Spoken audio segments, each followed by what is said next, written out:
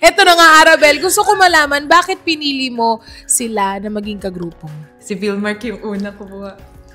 Ay, Ate Adele. Nasa kanya na yung tingin ko. Paglingon ko kasi, nakatingin na sa akin si Ate Adele. So, alam niya na.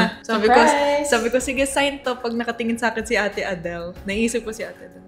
Nakagano si Ate Adele. Ay! may telepathic na nangyayari.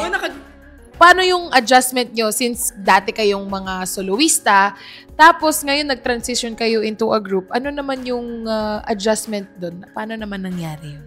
Kasi syempre, nagkakapaan pa kami. Ano kaya yung mga gustong song na to? Syempre, dahil group na to, dapat may yung parang understanding ka and cooperative ka. So, nandun kami. Sige, pasahan lang kami ng songs. Wala pa mo ng comment, wala pang side comment ng mga songs. Sige, send lang ng send. Ang napili namin na song, yung sinend ni Ate Venus. Oh, so ikaw ang nagwagi. Actually, nung pinasa ko yung song na Something's Got a Hold on Me, hindi pa nila in-approve yun.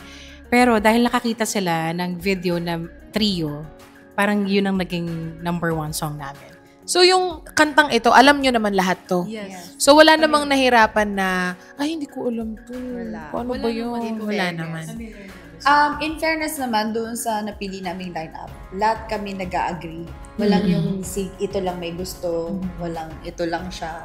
Walang ganun. So, open-minded lahat, nagko-compromise, ganon.